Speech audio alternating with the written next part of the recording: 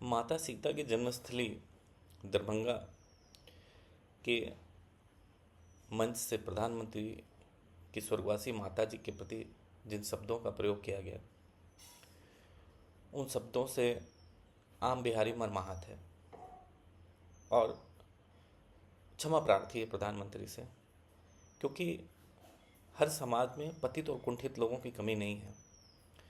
और जब कोई भी पतित इंसान या आत्मकुंठा से ग्रसित इंसान को ऐसा मंच मिल जाता है तो वो ऐसी हरकतें करता है।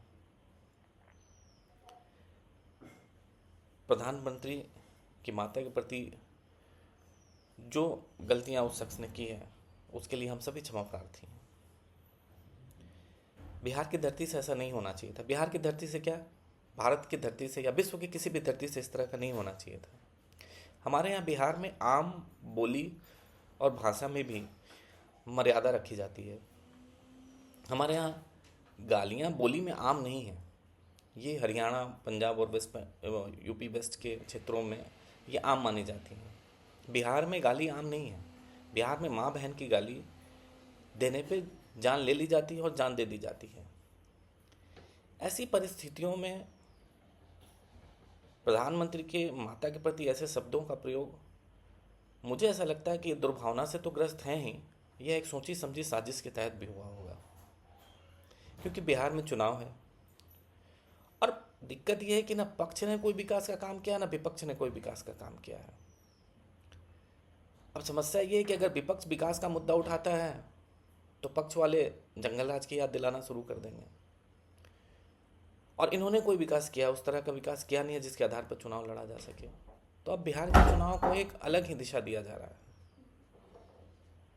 दिशा ये दिया जा रहा है कि अब बिहार का चुनाव विकास, रोजगार के मुद्दों को छोड़ करके दूसरे हिस्सों में अब वो शिफ्ट हो गया है, पैराडाइम शिफ्ट हो गया है इसका। अब स्थिति ये है कि उधर वोट चोरी का मुद्दा चला और अब ये प्रधानमंत्री के माता जी को जो गाली देने वाला इंसिडेंट हुआ है, इसके इर्द गिर्द बिहार का चुनाव सिमट के रह जाएगा।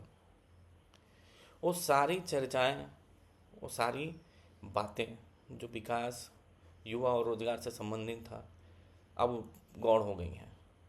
अब बिहार चुनाव में मुझे ऐसा लगता है कि इनका कोई लेना देना नहीं है। खैर, और ये सही भी है क्योंकि किसी के पास कोई मुद्दा है नहीं।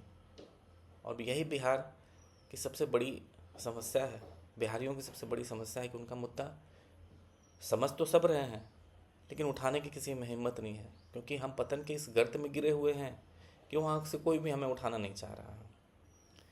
सामाजिक और नैतिक पतन इस कदर हुआ है कि उस पतन में सहभागी कोई नहीं बनना चाहता। तो इसीलिए ये अच्छा भी है कि विकास पे कोई बात ही नहीं करो।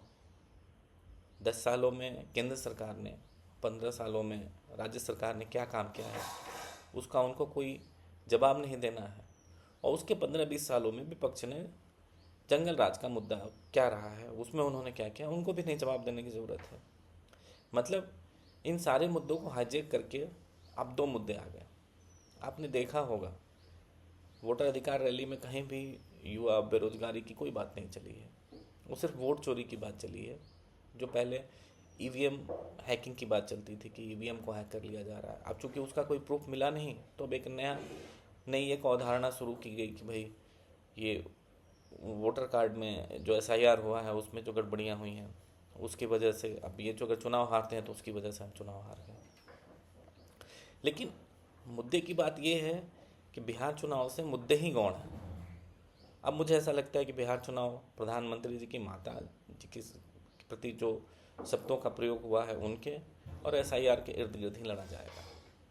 विकास, फैक्ट्रियाँ, शिक्षा, स्वास्थ्य, मूलभूत अवधारणाओं की चर्चाएं ही अब रह जाएंगी और पब्लिक इन्हीं मुद्दों पर डिस्कशन करते करते, चर्चाएं करते करते, वो चाक चौराहों पर ये चर्चाएं होती रहेंगी, कौन सही है कौन गलत, विकास गया तेल लेने।